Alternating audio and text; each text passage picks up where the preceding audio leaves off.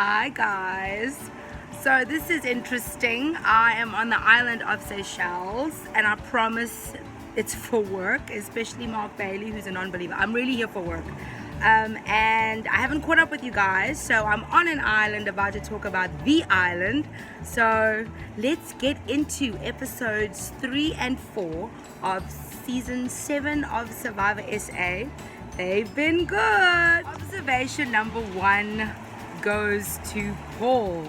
So the guy doesn't like idols, not a huge fan of forming alliances, but when he gets voted off, the flint we have to keep. This he dedicates his whole Survivor journey to.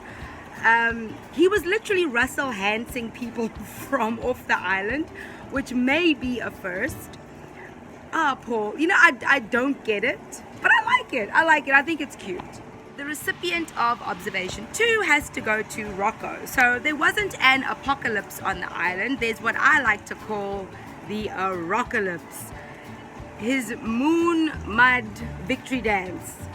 Or, I don't know, does it have a title? Well, from now on it's the moon mud victory dance.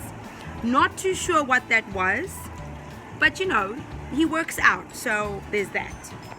So Rocco's covered in mud because there was a really intense mud challenge where they had to crawl through and under and over and doing all the fun Survivor stuff that we all love. And shortly thereafter, there is a tribe swap. But before the tribe swap, I was actually watching Rob, Nathan, Nicole, and Steffi. They competed as couples. And what does Amanda think the most dangerous thing in Survivor is? Any strong duo. I'm more afraid of duos than I am of 7-person alliances. And so them pairing up I thought was very interesting. The tribe swap separated them to a certain extent. But if those 4 get back together somehow, if they find each other, that quadrant, guys, is lethal.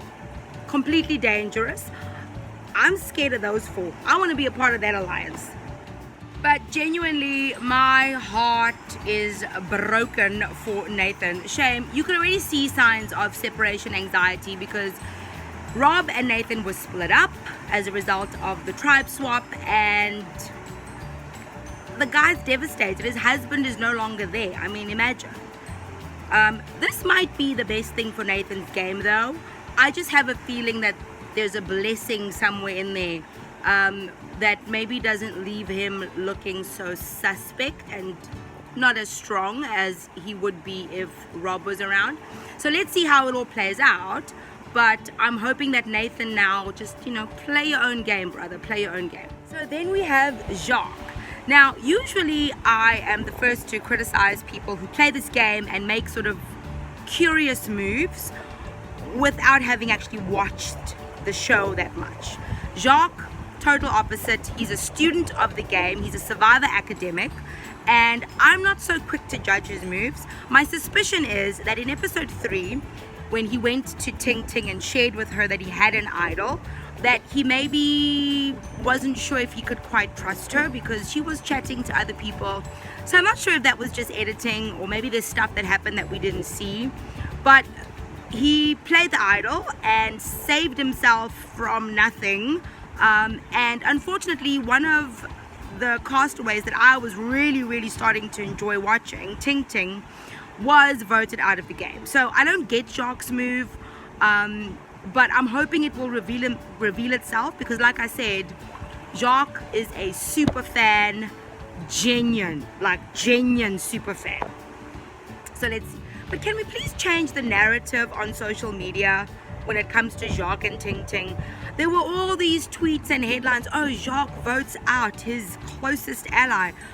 They were allies for like 5 minutes. You blinked and Ting Ting was gone and Jacques was responsible for sending her home. They were not close allies. They had like 1 or 2 conversations. He shared information with her, backtracked, and she was gone. Not a close ally does that make. Can I also just add that something about Jacques' game did properly confuse me.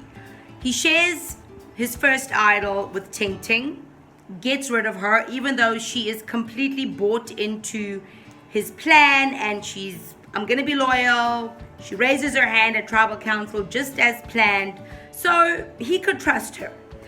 But then he finds the next idol, goes and has a conversation with Felix, and decides that even though Felix was like, yeah man, if you want me to show you trust, you have to show me trust, give me your idol. And that didn't put him off. So he backtracked on his deal with Ting Ting, who was a willing participant in a plan that he created. And with Felix, who was not as receptive, he kind of ends up sticking with the plan him and Felix made. So I am quite perplexed about that move. So we can't end off our discussion on episode 3 without talking about Tanya.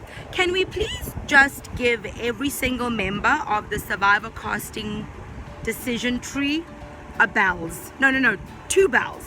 Because Tanya is casting gold. And as the Survivor gods would have it, she gets chosen to go to the Island of Secrets, which basically I think kind of saved her. And the episode ends with this big cliffhanger because she gets to decide post the tribe swap which newly formed tribe she wants to join. And guys, it was genius, absolutely genius. So we get to episode 4 and Nathan has lost his husband, so he decided to find a wife. So Sipe is not only his, I guess, sidekick, but also hairdresser extraordinaire. And I personally like the look. Some of my friends that were at my house did not, but I liked it, guys. I think it's cute, and you know, Nathan is a creature of habit. He needs some kind of a partnership. So Rob's not here, Sipe it is.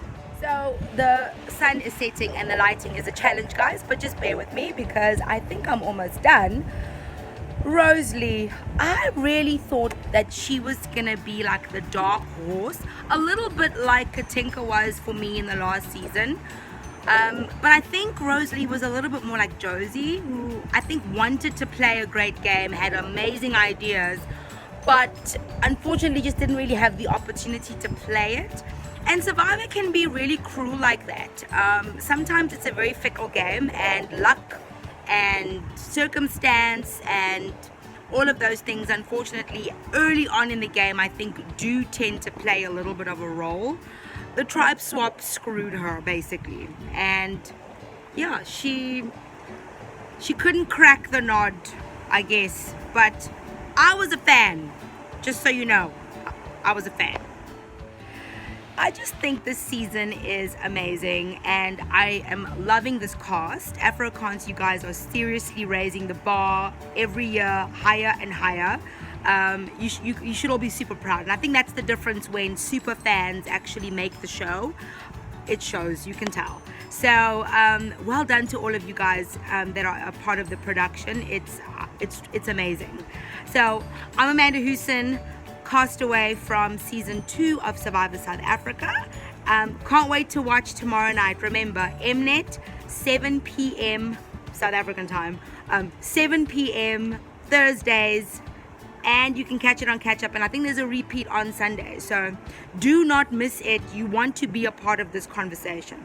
Can't wait to see what happens next, and I'll catch up with you guys as soon as I can. I've been a little busy. Okay, bye.